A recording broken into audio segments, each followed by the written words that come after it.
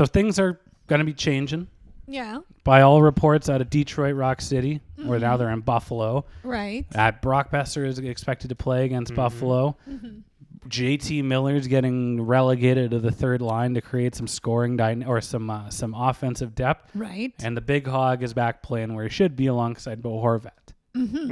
So I can't say I'm all too concerned, and I'm just going to think that I manifested this from my my long-winded rant.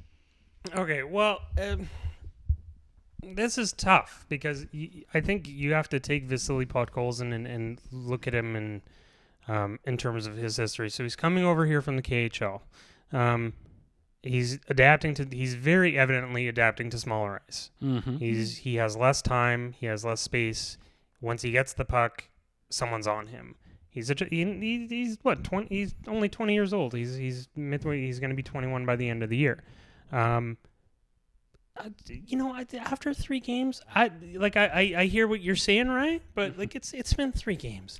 Oh, They put 40 plus shots on Thomas Greiss. Thomas Greiss went and just had himself a game. Yeah. All right. They put 40 plus shots on Thomas Greiss. Podkolzin's goal, the exact mirror of Elias Pettersson's first goal in the NHL when he's going down the wing. They signed Alex Chiasson to a 1-year $750 deal. Alex Chiasson played with McDavid and Draisaitl on the power play last year. He's just a net front guy. Do you want to put Hogs there? You can put Hogs there. But the one thing with Podkolzin is you're really not going to know, I think, until season 1 to season 2 what exactly he's going to be. Right. And I don't think he doesn't strike me as the type of player that the more minutes you give him, it's going to expedite his growth as a player. I think just the more experience he has in minutes where he's not being asked to do more than he's capable of doing right now is better. Yeah. And you look at Quinn. Quinn came in and was so evidently he had that one amazing, in the 99th percentile of the NHL, he had that one characteristic, that one trait, which was his skating. Elias Pettersson, he was steps ahead in terms of his hockey sense and his shot. Brock, again, shot was there. We ran into injury history. So Pods we got to remember with Brock, Travis Green did his initial steps of tough love of benching him first two games of the regular season. Yeah. Right. Yeah. So what is that thing that Podkolzin is bringing to this team? If you took a drink every time somebody on air said that he carried the puck to the net, you would need to get your stomach pumped. He basically is your prototypical power forward. Okay. Disciplined, but a rough, kind of vicious player. Yeah. And, let's draw out the comparables of a less hot-headed Todd Bertuzzi or any power forward of Canucks yesteryear. Right. But So you don't expect those guys to be that prototypical power forward the moment they step on the ice as a 20-year-old. But you give them... we waited till Todd Bertuzzi was 25, 26, 27. I mean, he came here from the Islanders, exactly. And he didn't, his. But by the time, when he really hit his stride, he was in his mid-20s. Yeah, he was in his mid-20s. So we're looking at a guy who's played all of 3 games and spent, third period sitting on the bench, going, "Well, why isn't he there yet?" Yeah, I think I think people need to just take a breather, and that's the one biggest thing with Brock coming back is that it just sets people down one role. It sets people down to one slot where they're supposed to be. But this season is still so young that you can't even judge what this team is going to be yet. Oh yeah. Well, yeah. Sorry, but I have to interject there, Gita. I've already planned the parade down Robson. Take a left on Berard. Then sit right down, Canucks Twitter. What? I'm not going to give you a prescription for your glasses. What do I look like? I'm just. You know what? For the 3 guys that I mentioned, you also have stories of Travis Green that redacted, Jared McCann, Nikolai Goldobin, guys that didn't play exactly the way that Travis Green wanted to, and he responded with tough love, with benchings. Ben Hutton, you do one thing wrong, you're not playing anymore. Mm-hmm. Now, those are much different players than my comparables that I made that are, making close to, over $8 million a year. But I noticed a trend with him. Right. And I don't want to see a guy like Podkolzin getting stapled to the bench, getting punished for making mistakes when he needs to get over that trial by fire, do it again, and get over it. That's tough because I think like if he was on a team where they weren't trying to win right now, like they don't need Vasily Podkolzin to be, one of their top 4 or top 5 forwards. No, that's not what they need him to be. They need to teach him the details. They need to give him the time to do that. And then when a slot opens up in the top 6, when he can be entrusted in those minutes, then he's going to be given a shot or an opportunity to do that. So if he's coming over from the KHL, and his KHL career, was so up and down with him getting, fourth line games, 68 games, playing fourth line minutes, then playing first line minutes, then leading the KHL in playoffs, going or some, his team in playoffs, going or some crazy stat like that. It was just up and down, up and down, up and down. And he wasn't trusted in the KHL. Further to that, he's just a guy who's come over from Russia. That in itself is a culture shock, and he hasn't even gotten to play at home. No. Like immediately, he's now traveling the rest of North America. And all this stuff is new to him. And we need to put more pressure, more expectations, more demands on the head of that young boy. Can we talk about the two? I don't know which unsung hero we want to talk about first. Well, there's two. Canucks allure. They both wore the Conchina Coyote last year. No, there's two of this last week. Who are the two Canucks heroes? Conor Garland. Yeah. Here's the problem. They send Zach McEwen down. Noted resident tough guy, scariest guy in the league, was going to fight Ryan Reeves and Tom Wilson and Jerome McGinley and Milan Lucic all in a row. He was going to line them up. Brock Lesnar. He was going to dethrone the Sugar beast. Ray Leonard. Oh, all of them. But they sent him down. And now the Canucks are sitting there like a bunch of schoolyard boys worried about the junior high kids from down the street ready to take them out. No, how are the Canucks going to defend themselves against the big guys in the league? Surely nobody knows how to fight. And next thing you know, in comes Tyler Myers, who it's funny that last week Arash puts criticism for Myers on the banned list.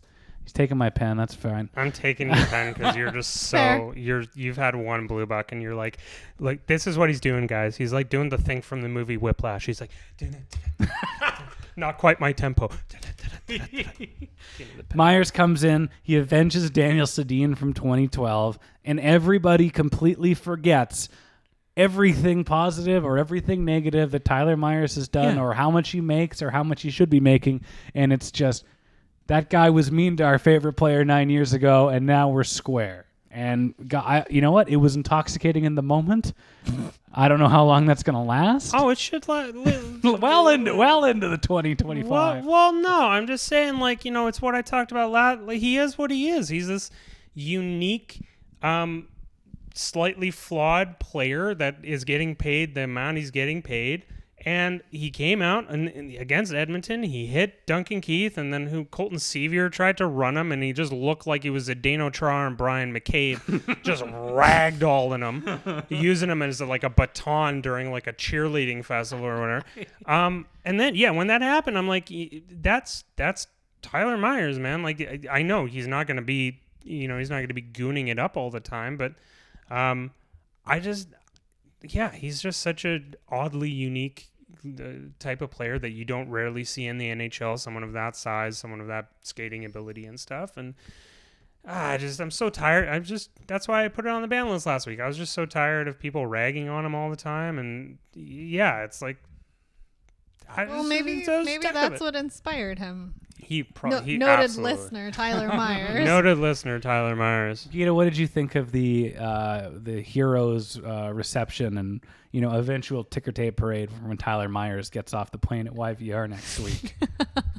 They have Japa Dog and everything ready for. I think we should move on from that topic as everyone has harped on it, and it was it was redemption from a hit that happened 9 years ago.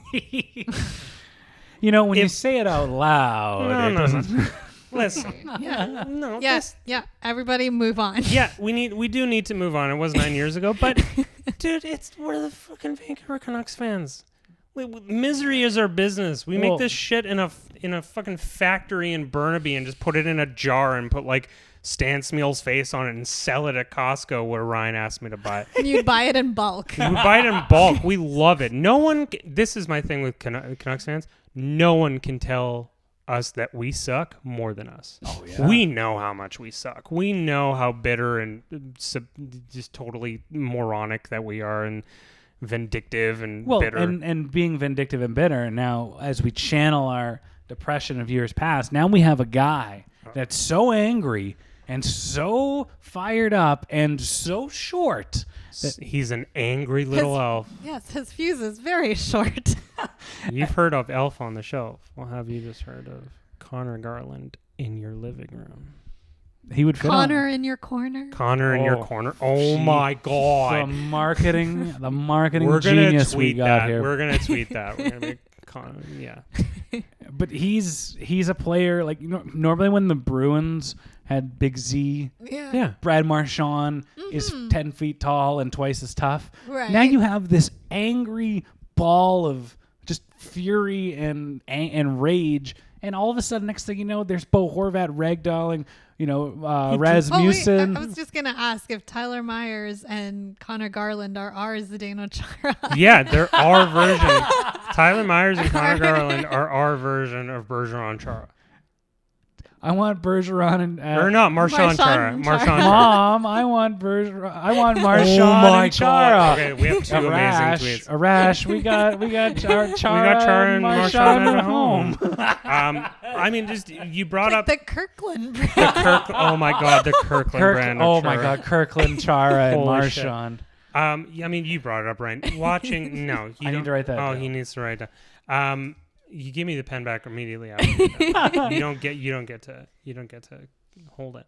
I mean, right when I said this when Conor Garland was acquired by the Canucks, but you brought up the Bruins. Does he not scream Brad Marchand? Oh my God. Does he not just scream to you, holy shit, this is the Kirkland brand of Brad Marchand? The good I like it. Yeah, the good reasons, the skilled reasons. He drags you. He regardless if you're ready or not, and I'm not going to do a Fugees lyric, but regardless if you're ready or not, he drags you into it. Mm-hmm. And you, as a teammate, either choose, all right, you're coming in with me, or you're going to let four guys pummel me. Yeah. Mm-hmm. And they get you engaged, or he gets you engaged. And that game, Detroit did not have. When was the last time the Canucks played Detroit? In 2018, 2019? Yeah, 2019. The before times. The before times and the long ago. Where did why is Philip Zadina so mad? Yeah, he's mad because a player shorter than him was more mad than him. Are you mad? Was he the one with that interview? Yeah, he dropped the M word. Yeah. Come on, Czech Republic. Get out of here. Check yourself. Former Halifax Moosehead who was selected one slot above Quinn Hughes. Oof. Oof. He must be upset. Say it again. Oof. Ay, madon. That's a spicy meatball. But yeah, it's everything that you didn't see in Canucks in years past, and you would put all this expectation and hope that, well, you need a guy that can stir it up and can stand up for your teammates, and and he's playing on the fourth line, playing 7 minutes, in McEwen or whoever. Now you have a guy playing top 6 minutes that's producing as much as he is agitating. Right. It's everything we've wanted for a long time. Yeah. It's was it you who tweeted it this weekend? Just that them leaving Arizona and coming here has it was exactly what they needed. Well, a lot of people were talking about how they're rejuvenated and everything, and I totally get that. In terms of Conor Garland, he's been Conor Garland. He's 25. He hasn't been in the desert the amount of times OEL has. He hasn't had his soul sucked out. He hasn't of him. had his soul ripped out. I can say that I haven't watched a lot of Arizona games in years past, but I feel like they've rejuvenated this team. Yeah, absolutely. A little bit, and when Besser's back, like we talked about, they're going to score goals. Yeah. Mm-hmm. Not every goaltender is going to pull off what Thomas Greiss pulled off. Thomas Greiss may not pull that off again.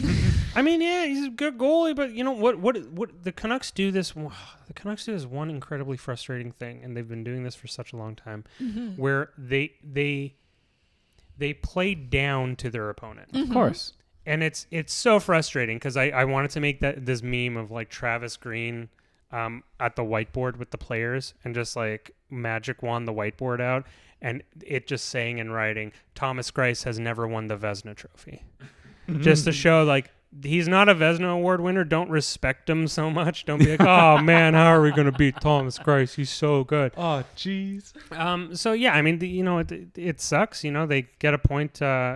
They get a point with Philly, and man, just now they're staying afloat because this first this early season Eastern road swing is always so shitty for the Canucks. Yeah, absolutely. Well, Rash and I were watching the game on Friday at my place, and it's like nature's healing. You're watching the Canucks, piss away a game in Philly at 4 p.m. As you do. Philly's pretty good. I always expect to leave work at 4:30, get into my car, put on the game, and it's already 7-0 for the opponent, and I'm like, and it's pouring rain, and now you've got to drive all the way home, and there's no coming back. And I might as well leave it on. I gotta hear if it gets any worse. My sleeps have become so much better because now when I take my mid-afternoon nap at 3-4, I'll just pop on a game on my phone and just fall asleep to some San Jose. I don't know what's two boring teams. San Jose and Columbus just duking it out, and I'm like.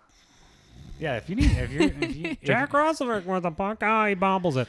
Yeah, watch a San Jose home game where the camera's so far away you can't even see what's going on if you tried. Is that Evander Kane down there? Oh,